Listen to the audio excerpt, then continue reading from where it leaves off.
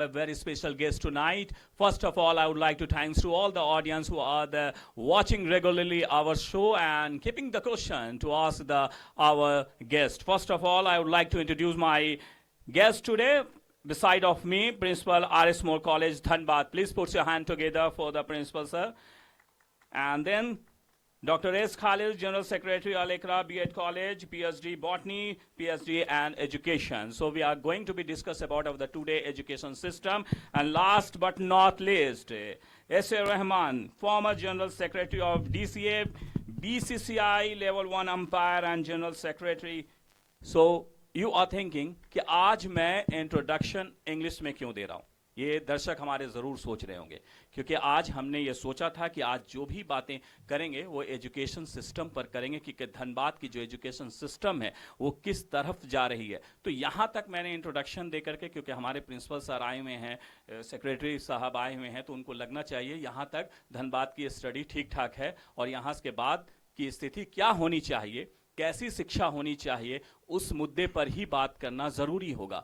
क्योंकि आज के समय में सिर्फ स्कूल चलो से काम नहीं चलेगा, क्योंकि जहां पर गूगल और एआई, आर्टिफिशियल इंटेलिजेंस जैसे सिस्टम हमारे दुनिया में हैं, जहां पर हर चीज आप 5 सेकंड में जान सकते हैं, तो क्या एजुकेशन सिस्टम उस लेवल से ऊपर नहीं जाना चाहिए? क्योंकि अब ये नहीं चलेगा कि हम ये जानने की कोशिश करें कि गांधी जी कब पैदा हुए थे, हम ये नहीं जानने की कोशिश करें कि हमारा देश कब आज़ाद हुआ था। हमें ये जानने की ज़रूरत है कि आज गांधी जी होते तो क्या कर रहे होते। इस मुद्दे पर बातचीत करने के लिए ऐसी एजुकेशन सिस्टम होनी चाहिए। इसीलिए हमने जो शुरू का इंट्रोडक्शन दिया वो अंग्रेजी में दिया था, क्योंकि यहाँ के बाद की जो स्थिति है वो एजुकेशन सिस्टम पर एक सवालिया निशान ज़रूर छोड़ता है। हमारे साथ प्रिंसिपल R.S. मोर कॉलेज के हैं, उनसे ही जानने की कोशिश करेंगे कि जो फंडामेंटल एजुकेशन है, खास करके जो सरकारी स्कूलों की फंडामेंटल एजुकेशन है धनबाद की,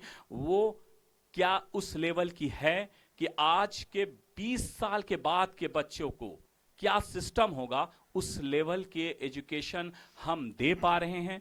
वहाँ पर जो सरकारी स्कूल में जो शिक्षक हैं वो पढ़ाने के अलावा हर काम करते हैं, लेकिन पढ़ाई नहीं करते हैं, क्योंकि इनके कई स्टूडेंट ऐसे होंगे जो आज इलेक्शन लड़ रहे हैं, हो सकता है उनमें से कोई जीत भी जाए, इनसे आशीर्वाद भी लेने आए, लेकिन सरकार के बिना एजुकेशन सिस्टम को नहीं बदला जा सकता है। बहुत बहुत स्वागत है हमारे तीनों खास गेस्ट का, क्योंकि आपने अपना कीमती समय निकाल करके 99 कॉन्क्लेव में दिया। बहुत बहुत शुक्रिया, तहे दिल से शुक्रिया। तो प्रिंसिपल सर, आप ही से जानना चाहेंगे कि अब बदलाव की ज़रूरत है एजुकेशन सिस्टम में, खास करके सरकारी जो स्कूल हैं उनमें। सबसे पहले मैं धन्यवाद देना चाहूँगा 99 न्यूज़ चैनल को और तबरेज़ अनवर जी को, जिन्होंने मुझे इस अच्छे कार्यक्रम में बुलाया। और मैं बहुत गौरवान्वित फील कर रहा हूँ कि ये एक अपॉर्चुनिटी है हमारे लिए कि मैं अपने व्यूज़ को आम जनता से शेयर कर सकूं। हमारे कॉलेज में आए दिन कई प्रोग्राम्स होते रहते हैं शिक्षा पर और समाज के सुधार के लिए। NSS जो नेशनल सर्विस स्कीम है बहुत एक्टिव है हमारे यहाँ, और हम हर प्रयास करते हैं कि समाज को आगे बढ़ाने का प्रयत्न किया जाए और लोग जागरूक हों। तो ये विषय जो आज चुना गया है शिक्षा, ये बहुत ही आवश्यक विषय है। शिक्षा में बदलाव को हम अगर अपने जीवन में ही देखें तो बहुत क्लियरली सब कुछ नज़र आता है। मैं बहुत खुशनसीब हूँ कि हमारी शिक्षा बहुत ही अच्छे संस्थानों में हुई है। मैंने अपने स्कूलिंग सैनिक स्कूल तिलैया से किया, college education graduation MA MPhil PhD सारे चीज़ दिल्ली यूनिवर्सिटी से हुई, और ईश्वर ने यह भी मौका दिया कि विश्व के सभी अच्छे संस्थानों में Oxford, Cambridge, Harvard, Stanford, Columbia, Massachusetts, कई यूनिवर्सिटीज़, शेफील्ड मैं विज़िट कर सका और विद्वानों से बातचीत कर सका। इसलिए शायद मैं ये समझता हूँ कि मेरे लिए ये आकलन करना थोड़ा आसान हो गया है कि हम कहाँ हैं और धनबाद कहाँ है। धनबाद और धनबाद के जो अच्छे विश्वविद्यालय हैं, मैं विनोद बिहारी महतो कोयलांचल विश्वविद्यालय में इंटरनल क्वालिटी एश्योरेंस सेल का भी कोऑर्डिनेटर हूँ, जिसका काम ही होता है कि क्वालिटी को कैसे इम्प्रूव करें, शिक्षा की क्वालिटी को, और यूनिवर्सिटी को कैसे ऊपर ले जाएं।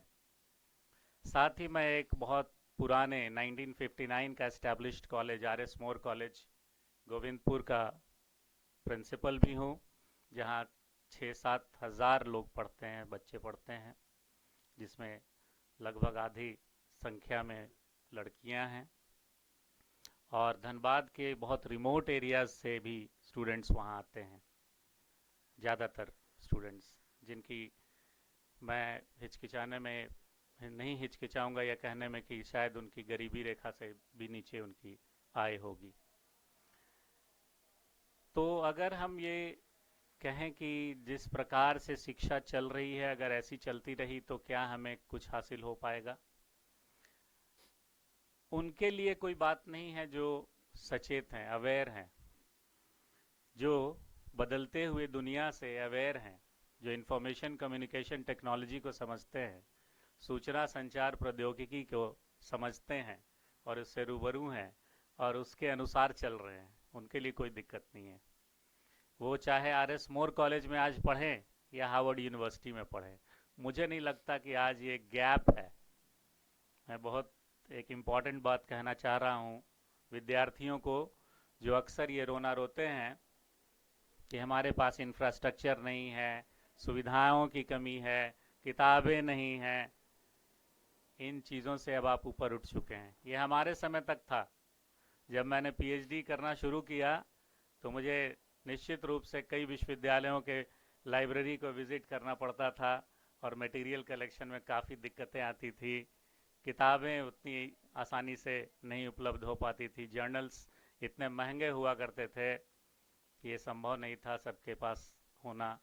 आज नेशनल डिजिटल लाइब्रेरी है, जो हर व्यक्ति उस ऐप को डाउनलोड करके और उसका मेंबर बन सकता है। आप उस पे हजारों लाखों की संख्या में किताबों को पढ़ सकते हैं और आर्टिकल्स को पढ़ सकते हैं।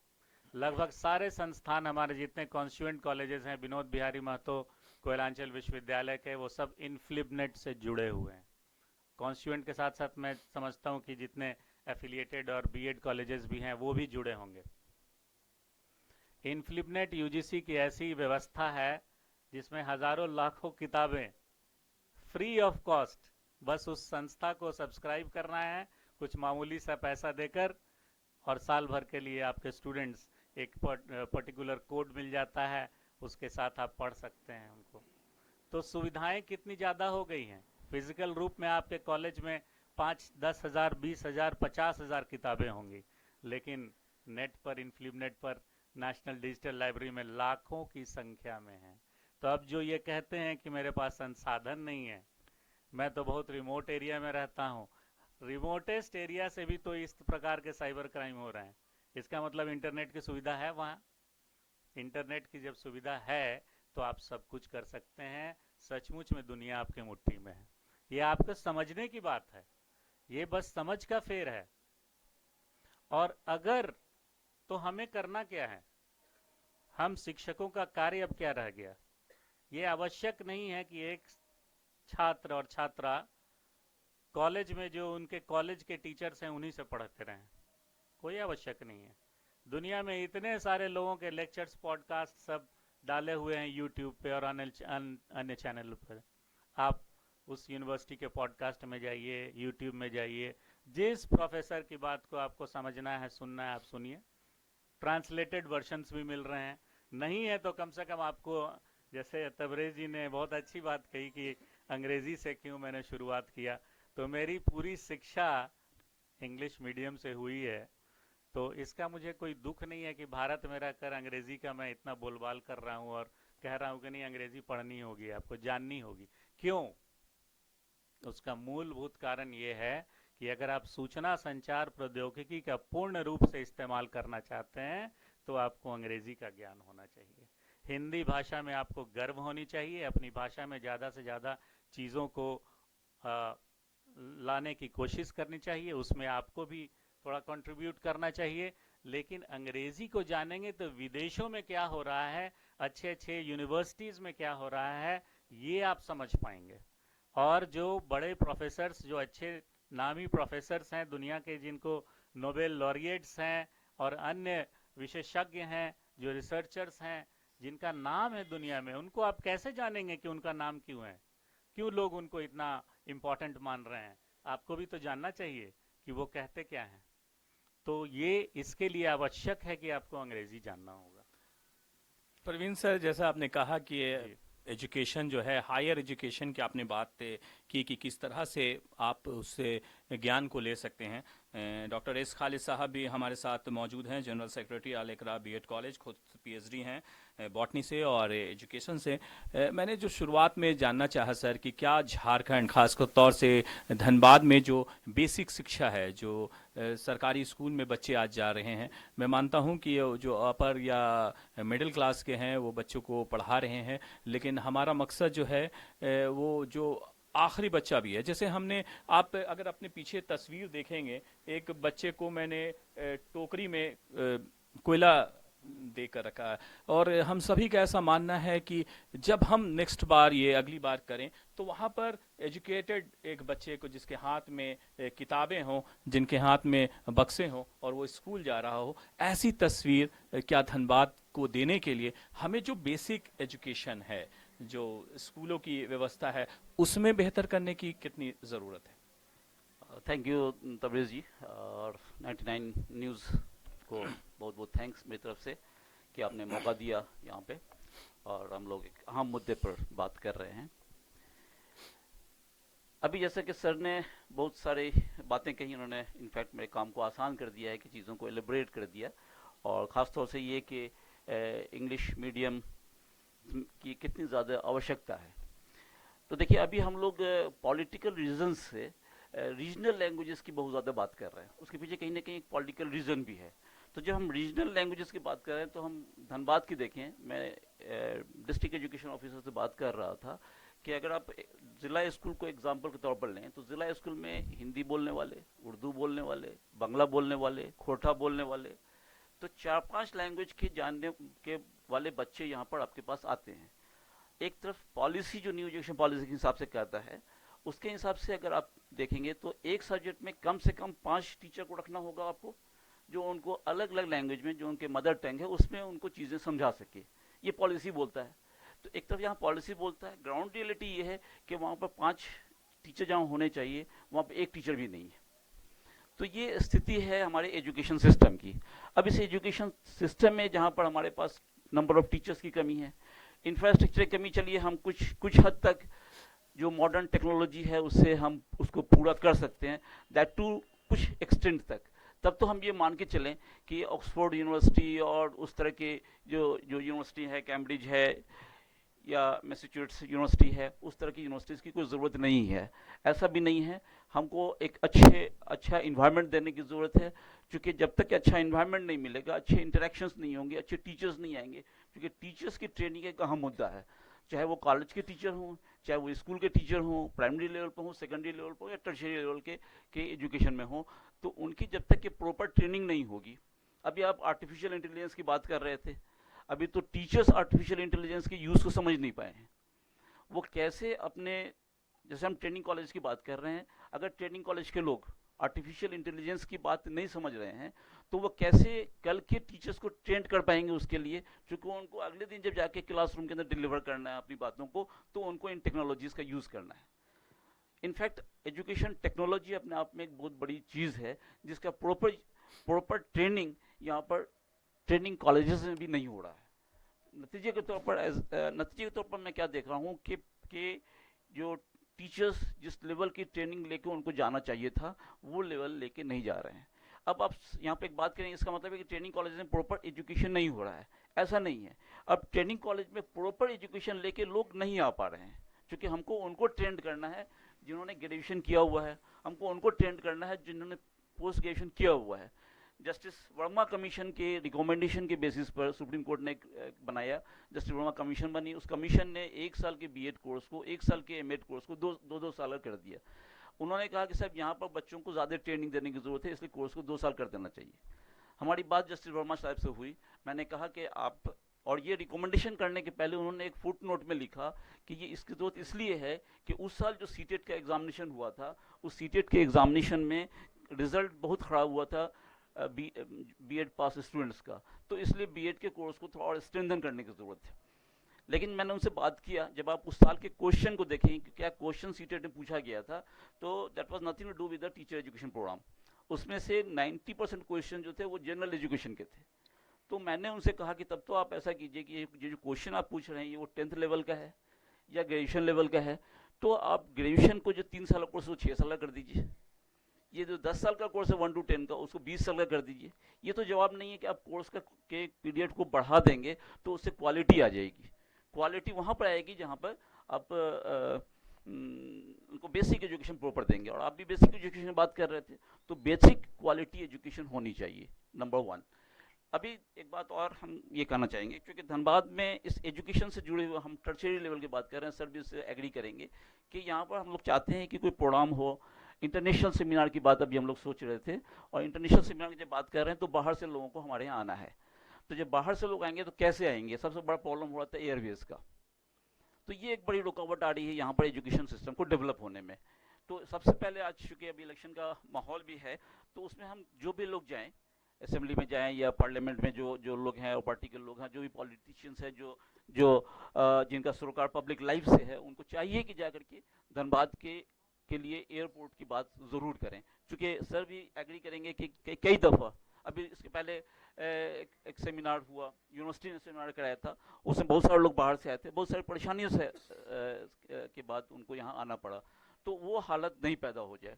अभी जैसे एक कॉलेज का नैक का एक्रेडिटेशन होना था, तो नैक के एक्रेडिटेशन के लिए वहाँ पर प्रॉब्लम क्या हुआ कि जो नैक की टीम आनी थी, तो कोई रांची आ रहे हैं, कोई दुर्गापुर आ रहे हैं, किसी को कलकत्ता से रिसीव करना पड़ रहा है। तो ये कई प्रैक्टिकल डिफिकल्टीज है, इसलिए एयरवेज का होना ज़रूरी है। दूसरी चीज़ की एजुकेशन से जुड़ा हुआ एक मामला है ट्रैफिक का भी। तो जो हमारी बच्चे जो स्कूल कॉलेज जा रहे हैं, उनका अच्छा खासा टाइम इस ट्रैफिक सिस्टम की वजह से बर्बाद हो रहा है। तो ट्रैफिक सिर्फ ये नहीं कि हमारे वर्किंग एफिशिएंसी को बढ़ाएगा, अगर प्रॉपर ट्रैफिक मैनेजमेंट हो तो एक तो पार्ट वो है, लेकिन बच्चों का टाइम भी काफ़ी बचेगा, क्योंकि उनका टाइम बहुत प्रीशियस है। तो उनके टाइम को बचाने के लिए भी लोगों को हमको सोचना होगा। लोग उस एंगल से बात नहीं करते कि स्टूडेंट्स का ये प्रॉब्लम, ये यूथ का प्रॉब्लम है। यूथ के लिए हम ट्रैफिक से कैसे जूझ रहे हैं, उसको हम कैसे उसको ध्यान पर रख के हम कैसे इसके प्रॉब्लम का सॉल्यूशन करें। देखिए, दो चीज़ें समझ में आई कि अगर आप किसी भी मुद्दे पर बातचीत कर रहे हो, हमने सोचा था कि आज सिर्फ एजुकेशन पर्पस से ही बातचीत होंगी, लेकिन जैसा सर ने कहा कि अगर आपको किसी भी चीज़ को बेहतर करना है तो वहाँ के कम्युनिकेशन को बेहतर करना होगा। एयरपोर्ट की व्यवस्था होनी चाहिए, चाहे वो ट्रैफिक की व्यवस्था है। यकीनन अगर बच्चे पढ़ने के लिए आ रहे हैं, जा रहे हैं, तो इन दोनों चीज़ों के लिए बेहतर होना बहुत ज़रूरी है। अब हमारे साथ जो तीसरे गेस्ट हैं ऐसे रहमान साहब, फॉर्मर जनरल सेक्रेटरी हैं, बीसीसीआई लेवल 1 के अंपायर भी रह चुके हैं, और जैसे ही हमने अंपायर कहा होगा, दर्शकों का चेहरा जो है खिल गया होगा कि अब स्पोर्ट्स से संबंधित कुछ बातें होंगी, यकीनन बातें होंगी, और उनसे जानने की, क्योंकि उनका एक्सपीरियंस जो है स्पोर्ट्स में बहुत सालों का है। और मुझे बताते हुए बड़ी खुशी हो रही है कि उनके टीम, इंडिगो टीम, जो उनके फाउंडर भी रहे हैं, उनके टीम का एक प्लेयर शहबाज नदीम जो इंटरनेशनल प्लेयर भी रहा है। तो ये बड़ी खुशी की बात है। अगर आप चाहें तो ताली ज़रूर बजा दें, क्योंकि इनके टीम के अगर प्लेयर जिनको अगर मैं गलत नहीं हूँ, उनको पहला बॉल अगर कराना सिखाया होगा तो रहमान साहब ने कराया होगा। लेकिन आज की स्थिति ऐसी है कि क्या कोई दूसरा महेंद्र सिंह धोनी झारखंड से या धनबाद से शहबाज नदीम नहीं बन पा रहा, क्योंकि यहाँ की ग्राउंड की व्यवस्था सही नहीं है। यहाँ पर स्पोर्ट्स की जो व्यवस्था है वो क्या उस लेवल का है कि हम एक और शहबाज नदीम, महेंद्र सिंह धोनी दे सके?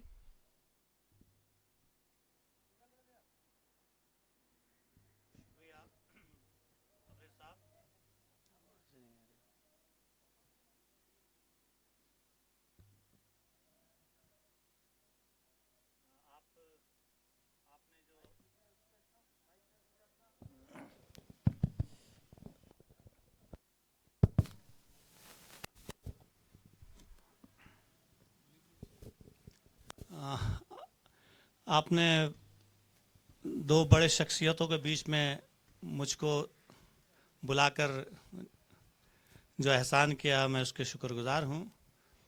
लेकिन मैं स्पोर्ट्स की बात करने से पहले परवीन सर और खालिद साहब ने जो बातें की, एज ए लेमैन मैं उस पर रोशनी डालना चाहता हूँ कि परवीन साहब ने बहुत कीमती बातें कही कि इंटरनेट में सारी सुविधाएं हैं, काफ़ी फैसिलिटीज़ हो गई हैं, इसमें कोई इनकार नहीं इस बात का।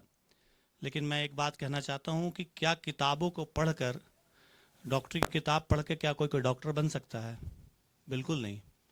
उसको डॉक्टर बनने के लिए एग्जामिनेशंस देने होंगे, वो पास होगा, उसको डिग्री मिलेगी, तभी वो डॉक्टर बनेगा। कोई इंसान कितनो तेज हो, कितनो काबिल हो, वो किताबों से वो सलाहियत हासिल नहीं कर सकता है। उसको टीचिंग की ज़रूरत है। As a mentor, as a professor, as a lecturer जो आप उनको तालीम देते हैं, उसमें अगर आप उसको गाइड नहीं करेंगे तो फिर वो कटी पतंग की तरह होगा। उसको हर चीज़ें जो हैं वो इंटरनेट पे आप कभी कभी, मैं अपना तजुर्बा बताता हूँ कि आप कोई लफ्ज़ लिखें और आपको चूँकि इसके इल्म नहीं है कि वो, मैं एक मिसाल आपको पेश करता हूँ कि मैं तबरेज़ साहब को बोलूँगा कि रोको मत आने दो, फिर मैं कहूँगा रोको मत आने दो। बात तो मैंने दोनों ही कही, रोको मत आने दो, रोको मत आने दो।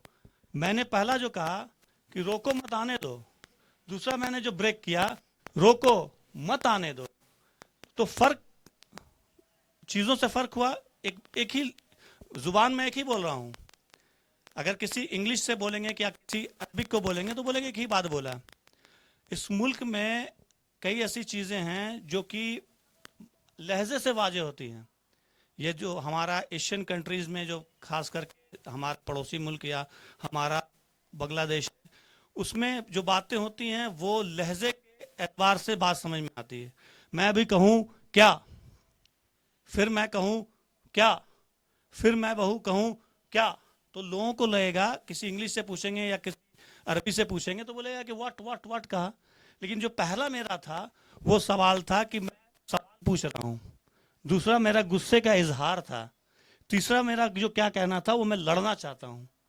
तो बात बहुत अहमियत होती है कि आप जिस मुल्क में रहते हैं, जिस सूबे में रहते हैं, जिस शहर में रहते हैं, तो उसमें बातों का, असल में इतना एलेबोरेट मैं इसलिए कर रहा हूँ कि ताकि हमारे दर्शक समझ सकें कि परवीन सर का कहने का मतलब सिर्फ ये नहीं था कि अगर सिस्टम, अगर बिल्कुल आज इंटरनेट पे फैसिलिटीज़ हो गई है तो उसमें ऐसा नहीं है कि आपको गाइडेंस नहीं चाहिए, आपको गाइड चाहिए। बिना गाइड के आप कोई चीज़ भी हासिल नहीं कर सकते हैं। दूसरी बात, आपने जो मुझको ख़ास करके तवज्जो दिया खेल पे, तो देखिए खेल में ऐसी बात है कि किसी भी माशरे में, चाहे वो एजुकेशन सिस्टम हो या खेल हो, सबसे पहली जो अहम बात है उसमें हमको ईमानदार होना पड़ेगा। अगर मैं कहूँ कि अगर परवीन सर प्रिंसिपल हैं, उनको जो तनख्वाह सरकार अदा कर रही है और वो उस तनख्वाह का जस्टिफाई कर रहे हैं नहीं कर रहे हैं, ये उनसे बेहतर कोई दूसरा जज नहीं कर सकता है। तो जो शख्सियत हैं उनको सबसे पहले इस बात का ख्याल रखना होगा कि वो ईमानदारी से उस पर काम कर रहे हैं कि नहीं। जब हम ईमानदार होंगे तो सारी चीज़ें अपने आप ऑटोमेटिकली सिस्टम सही चलेगी। जैसे खालिद सर ने बताया कि पढ़ाई से रिलेटेड बातें की, तो उसमें भी आप टीचर मान लीजिए कि 5 की ज़रूरत है, सरकार के पास बहुत सारी सुविधा नहीं है, बहुत सारे रीजंस होते हैं, उतना टेक्निकल चीज़ मैं नहीं जानता हूँ, लेकिन अगर जो है, जिनको अपॉइंट किया गया है, वो अगर कम से कम ईमानदारी से अपना 100% दें, तो आज एजुकेशन सिस्टम धनबाद हो या झारखंड या पूरे मुल्क का है, वो काफ़ी बदल सकता है। इसमें सबसे अहम चीज़ है, फिर बार बार इस पर फोर्स डाल रहा हूँ कि ईमानदारी, कि आपको 5 दिन इस कॉलेज जाना है, 5 दिन स्कूल जाना है, क्या आप ईमानदारी से जा रहे हैं?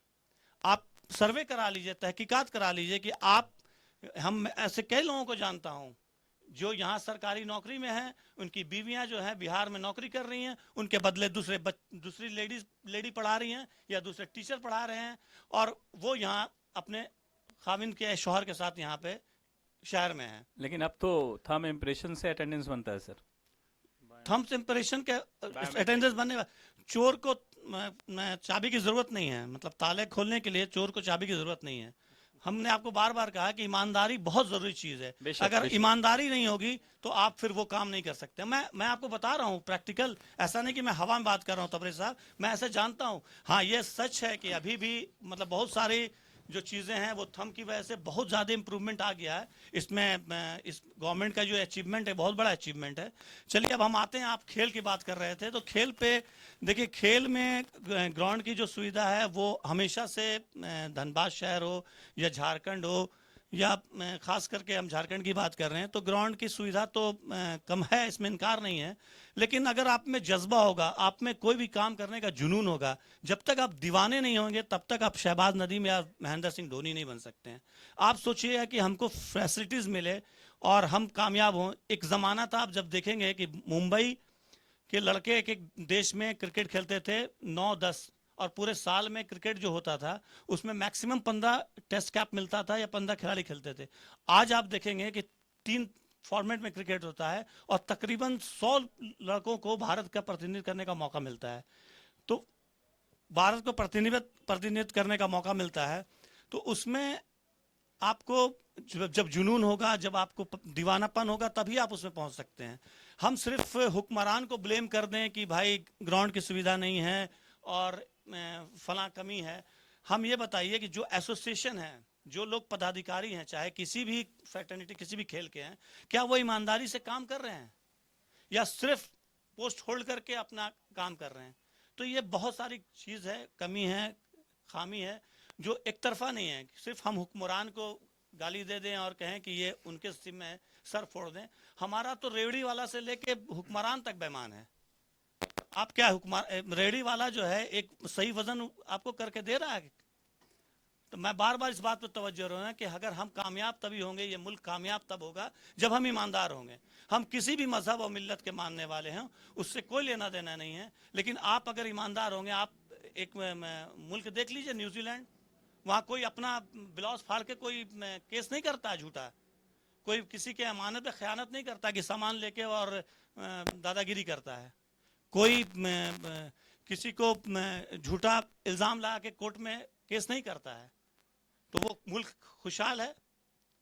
चलिए, हमारे साथ जैसा कि हमने कहा था कि बहुत सारे सवालात भी आते हैं जो हमारे गेस्ट से पूछने के लिए कहते हैं, और हमारे 2 जाबाज रिपोर्टर यहाँ पर मौजूद हैं, शंकर और नीतीश चौरसिया जी।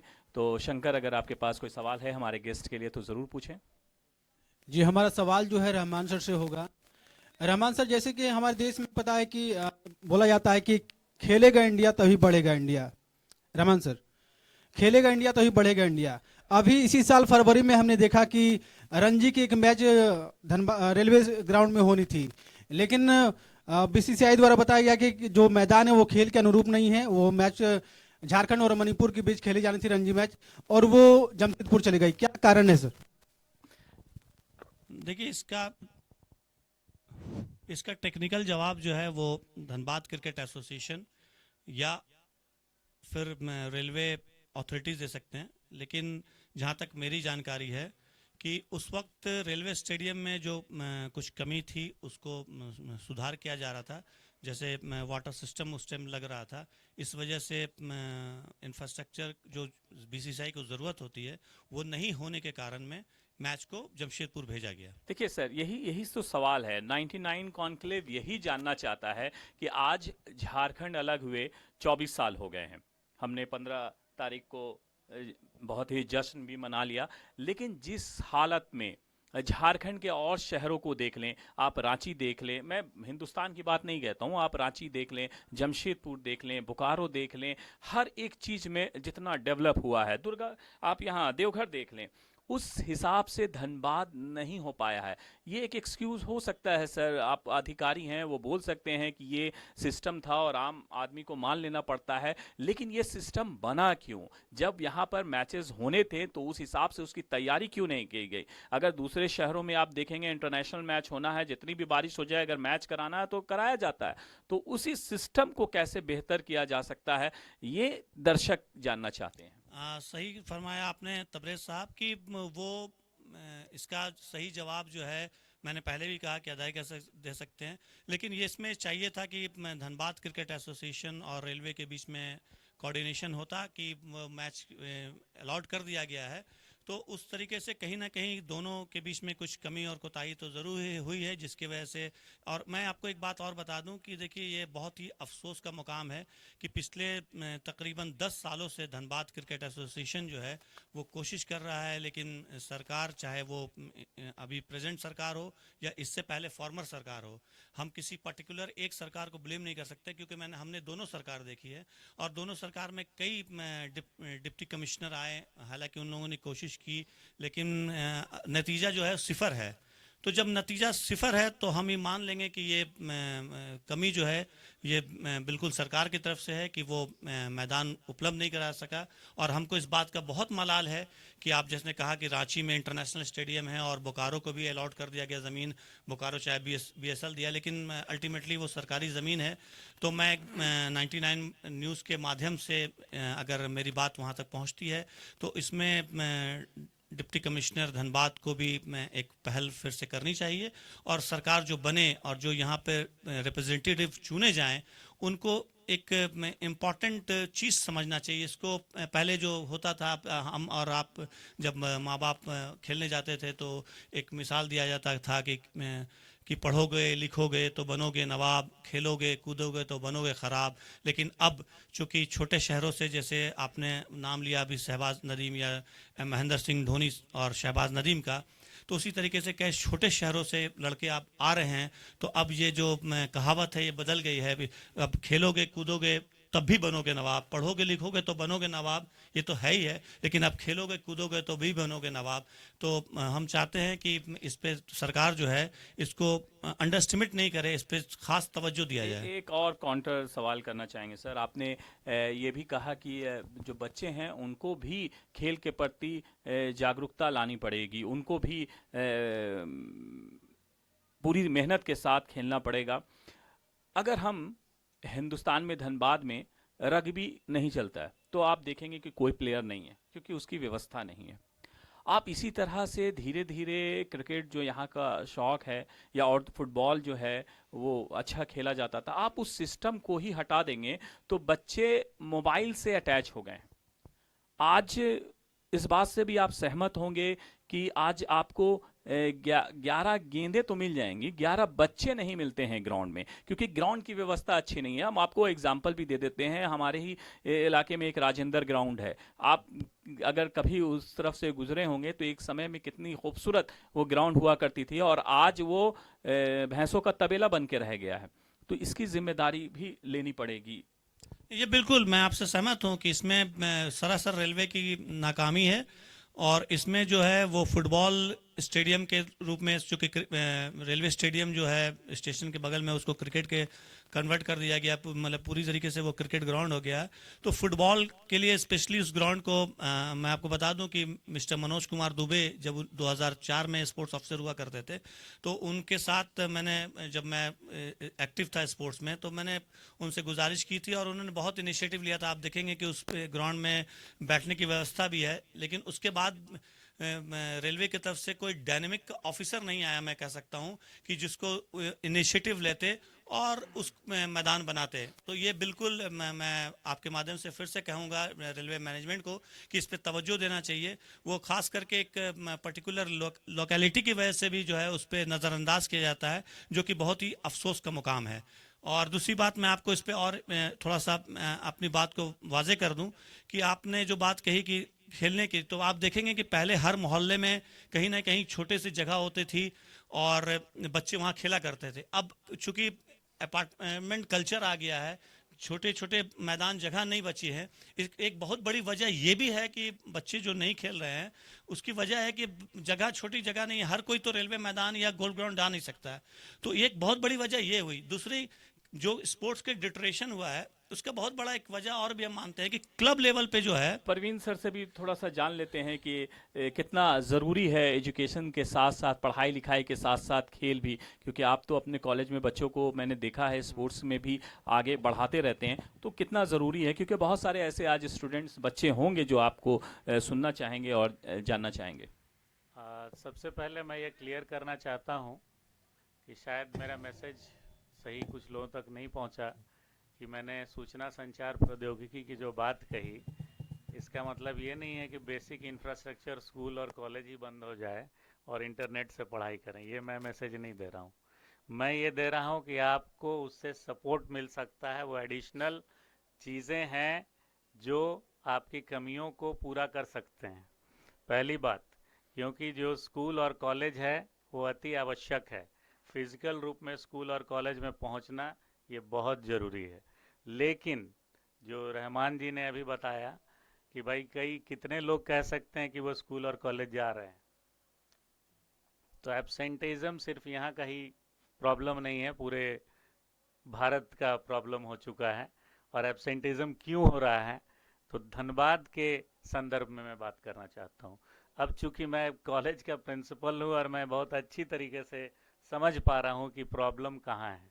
प्रॉब्लम सिर्फ इसलिए नहीं है कि हमारी इच्छा नहीं है स्कूल कॉलेज जाने की, हमारी व्यवस्था हमारे पास नहीं है, हमारा सोर्स ने ऑफ इनकम उतना नहीं है।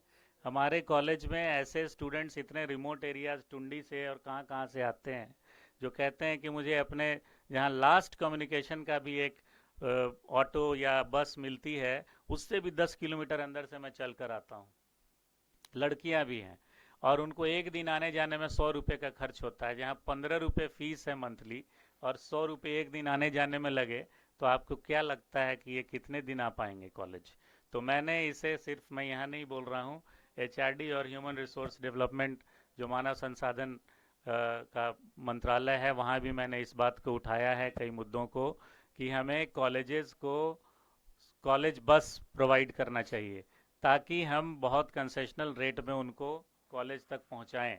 तो ये एक बहुत बड़ी समस्या है और ऐसा नहीं है कि स्टूडेंट्स आना नहीं चाहते, उनके सचमुच में ये प्रॉब्लम जेन्युइन है। तो हम लोग भी थोड़ा कंसिडरेट रहते हैं और 75% अटेंडेंस ऐसे भी है, तो 25% तो आप ऐसे भी नहीं आ सकते, तो वो एडिशनल है। ICT रेवोल्यूशन जो है उसका आप इस्तेमाल करें अपने टोटल पर्सनालिटी के डेवलपमेंट में और नॉलेज सिस्टम को इम्प्रूव करने में। अब जहाँ तक बात हुई खेलकूद की, तो खेलकूद को मैं बहुत ज़्यादा इम्पोर्टेंस देता हूँ, क्योंकि मैंने आपको बताया मैं सैनिक स्कूल तिलैया से पढ़ा हूँ। वहाँ तो 5 बजे सुबह में उठाकर और PT ग्राउंड में ले जाया जाता था और 5 बजे से हमारा रूटीन बनता था, फिर शाम में खेलते थे, मार्च पास्ट होता था, सब कुछ। और खेल कूद के द्वारा स्वामी विवेकानंद ने भी कहा है कि एक स्टूडेंट के लिए ये आवश्यक नहीं है वो जाकर वो मंदिर या मस्जिद या कहीं पर जाकर प्रार्थना करता रहे 1-1 घंटा 2-2 घंटा, बल्कि वो 2 घंटा खेल के मैदान में खेले, वो ज़्यादा उसके पर्सनालिटी को डेवलप करेगा। लेकिन आज कहाँ खेल का मैदान है, किस कॉलेज में खेल का मैदान है, ये बता दीजिए।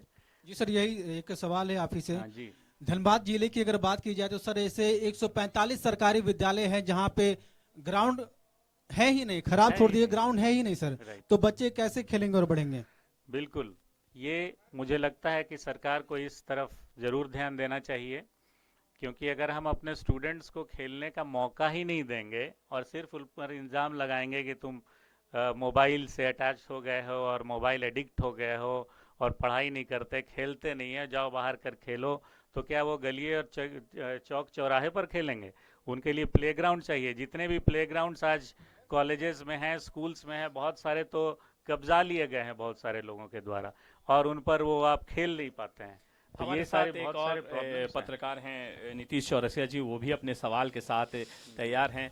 जी हमारा सवाल प्रिंसिपल सर जी और थोड़ा रहमान सर पर भी इस पर ध्यान देंगे, क्योंकि कुछ ही दिन पहले जो है BBMQ के लगभग 8 छात्र जो है हमारे मीडिया क्लब में आए थे और उन्होंने जो है BBMQ पर जो है आरोप लगाया था कि क्योंकि कुछ दिन पहले जो है वो उन्हें जो है खेल में जाना था, तो खेल में जाने को लेकर जो है वो फॉर्म की जो भी प्रक्रिया होते हैं वो प्रक्रिया को जो है पूरी किया गया है और उन्होंने जो बोला कि इस खेल में जो है हम भाग लेना चाहते हैं क्योंकि आपकी ज़रूरत है। तो जो उन्होंने BBMQ के जो खेल से संबंधित शिक्षक हैं उन्होंने जो आश्वासन दिया, ठीक है हम आपकी बातों को जो है कि जो है बढ़ा देंगे। लेकिन खेल की तारीख जैसे ही नजदीक आया तो सभी जो खिलाड़ी जो इच्छुक थे कि सर वहाँ जो है किसी तरह का कोई यहाँ से कोई आपके कागज नहीं किया गया, तो उन्होंने मैं बात करता हूँ। लेकिन छात्रों के यह भी आरोप है जो खिलाड़ी हैं कि हमारा जो है वहाँ कोई बात नहीं किया गया है और खेल का जो दिन है वो खत्म हो गया है, क्योंकि जिस समय कागज लेना था वो कागज यहाँ से पहुँचा ही नहीं है। ऐसे में जो है BBMQ और अगर अन्य कॉलेज की बातें करें तो खिलाड़ियों की जो खेलने का जो जुनून होता है कहीं ना कहीं यह वंचित करता है। मुझे जहाँ तक ज्ञात है और मुझे जहाँ तक पता लगा है इस सिलसिले में, क्योंकि मैंने बताया कि IQAC कोऑर्डिनेटर हूँ और कई मुख्य कमिटीज़ में मैं मेंबर हूँ, तो ये चर्चा उठी थी कि क्यों ये टीम दो टीम जा नहीं पाई। तो इसका निष्कर्ष ये निकला था वहाँ पे बातचीत में कि जो मेल आती थी वहाँ से ऑल इंडिया यूनिवर्सिटीज़ का जो एसोसिएशन है खेलकूद का, तो वो मेल पुराने जो हमारे अथॉरिटीज़ थे उनके पर्सनल ईमेल पर चला जा रहा था और एक्चुअल में जो अभी प्रेजेंट अथॉरिटी हैं उनके पास वो मेल नहीं पहुंच पाया था, जो मुझे ज्ञात हुआ। अब इसके बहुत डिटेल्स में मैं भी नहीं गया हूं और मुझे भी दुख है कि अगर inter university inter college level पे टीम ने इतना अच्छा प्रदर्शन किया और ईस्ट जोन में जाकर भी अच्छा किया, अब नेशनल पे जाने की उनकी बात हुई, क्योंकि मैं भी एक बार नेशनल में कल्चरल टीम को लेकर चंडीगढ़ गया था, तो मैं जानता हूं कि कितना जोश और लगन के साथ स्टूडेंट्स हमारे खेलते हैं और उनको अगर इस मौका से वंचित कर दिया जाता तो बहुत बड़ा दुख होता है उनको। तो जहां पर भी ये कमी हुई है, जो भी लापरवाही तो मुझे नहीं लगता है कि हुई होगी, लेकिन जो मुझे पता चला कि सूचना नहीं मिलने के कारण जो बात हुई होगी, तो मैं इसकी तहकीकात नहीं से सर, करूंगा। वो जैसा कि जो खिलाड़ी थे उन्होंने जो कई बार जो है उन्हें सूचना दे रही थी कि सर हमारी की जो है कागज है वो आगे बढ़ा चुके हैं, तो बोला नहीं बात हो चुका है, सब चीज़ हो गया है, आप लोग जो है तैयारी कर ले जाने को लेकर। लेकिन जिस दिन जाने की जो तैयारियां होती है उस दिन बात किया गया है, तो बोला कि ऐसा कुछ नहीं है। जब ये छात्र जो खिलाड़ी हैं वो अपने स्तर से पता किया तो बोला यहाँ से कोई आपका जो है किसी प्रकार का जो है ना ही कोई कागज आया है और ना ही कोई जानकारी साझा किया गया है। नहीं, बात सही है, अगर ऐसा हुआ है तो बिल्कुल सही नहीं हुआ। मैं तो इसे सही नहीं बोल रहा हूँ, मैं तो खुद ही कह रहा हूँ कि स्टूडेंट्स के हित में काम होना चाहिए और ये तो हमारे राज्य के हित की बात थी, हमारे यूनिवर्सिटी के हित की बात थी कि हमारे स्टूडेंट्स जाकर नेशनल लेवल पर अपना परचम लहरा सकें, और उसमें अगर हम चूक गए हैं तो हमारे लिए बहुत दुख भरी बात है ये।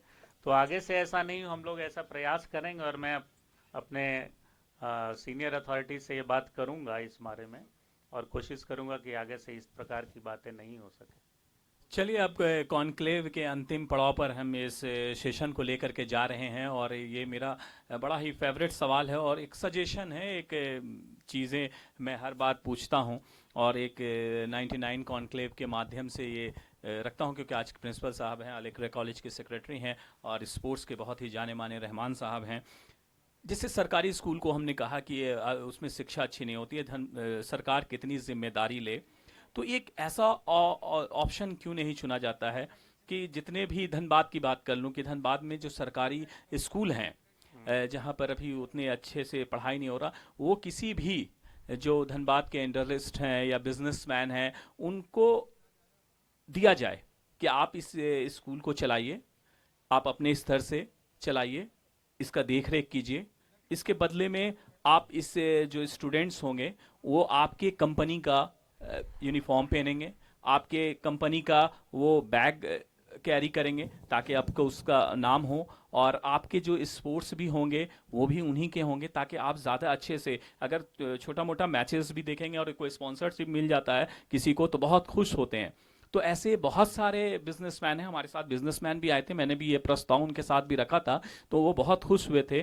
तो इससे कैसे बेहतर हो सकता है, खालिद साहब सबसे पहले आपसे जानना चाहेंगे।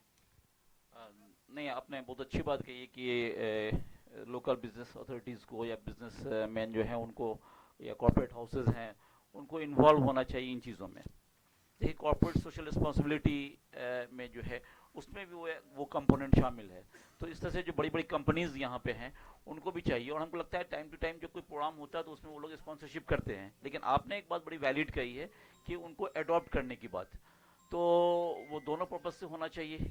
गेम्स के पॉइंट ऑफ व्यू से भी होना चाहिए और एजुकेशन के पॉइंट ऑफ व्यू से भी होना चाहिए कि अगर गवर्नमेंट स्कूल में कोई बच्चा है जो किसी तरह से अच्छा कर रहा है और किसी एक पर्टिकुलर फील्ड में, चाहे वो एजुकेशन का फील्ड हो या खेल का फील्ड हो या और कोई कल्चरल एरिया हो, इसलिए कि देखिए जो हम लोग सिलेबस को बांटते हैं वो सिर्फ क्यूरिकुलर एरिया नहीं होता है, बल्कि क्यूरिकुलर एरिया के साथ साथ को क्यूरिकुलर एरियाज भी जो हैं वो भी बहुत डिफाइंड हैं। पहले तो उसको लोग एक्स्ट्रा क्यूरिकुलर एक्टिविटीज़ कहते थे, लेकिन अब उसको एक्स्ट्रा क्यूरिकुलर एक्टिविटीज़ नहीं कह करके अदर क्यूरिकुलर एक्टिविटीज़ भी कह रहे हैं लोग एजुकेशन के टर्म में। तो इस तरह से उनको उन तमाम एक्टिविटीज़ को जो उसमें तमाम चीज़ें शामिल हो जाती हैं, अब उसमें उनको परवीन सर से भी इस पे टेक ले लेते हैं, क्या ख्याल है? ऐसा हम लोगों का सोच ये है। कुछ बहुत अच्छे मुद्दे आए। तबरेज जी ने शुरुआत ही किया था कि स्कूल्स में जो प्रॉब्लम्स आ रहे हैं सरकारी स्कूलों में, उसको कैसे, उसका क्या हो सकता है कि सरकारी स्कूल में टीचर्स पढ़ाने से ज़्यादा सरकारी कामकाजों में लगे रहते हैं, इलेक्शंस आते हैं, तो ये सारी चीज़ें तो बहुत बड़ा प्रश्न चिन्ह है पूरे प्रजातंत्र पर और प्रजातांत्रिक तरीकों पर। और मैं राजनीति विज्ञान का छात्र हूँ, इसलिए मैं जानता हूँ कि ये सिचुएशंस आते हैं और सरकारें भी मजबूर हो जाती हैं क्योंकि उनसे बेहतर लोग उन्हें नज़र नहीं आते हैं। ऐसा नहीं है कि वो चाहते हैं कि बस इन्हीं को इन्वॉल्व करें, वो सारे सरकारी तंत्र को भी इन्वॉल्व कर कर रखते हैं और स्कूल कॉलेजेस के भी टीचर्स को इन्वॉल्व करते हैं, क्योंकि सबसे ज़्यादा भरोसा शायद उनको उन्हीं पर है कि ये निष्पक्ष रूप से काम कर पाएंगे, क्योंकि ज़्यादातर आम जनता जो है उस पर वो एजुकेशन के मामले में समझे या शिक्षा के मामले में समझे कि शायद वो उस तरीके से हैंडल नहीं कर पाएंगे सिचुएशंस को, इसीलिए उनको लगाते हैं। ये मेरी सोच है। लेकिन साथ ही मैं ये कहना चाहूँगा कि इसके लिए एक अलग विंग सरकार को डेवलप करना चाहिए जो इन चीज़ों को इम्प्लीमेंट करे और उसको लागू करे।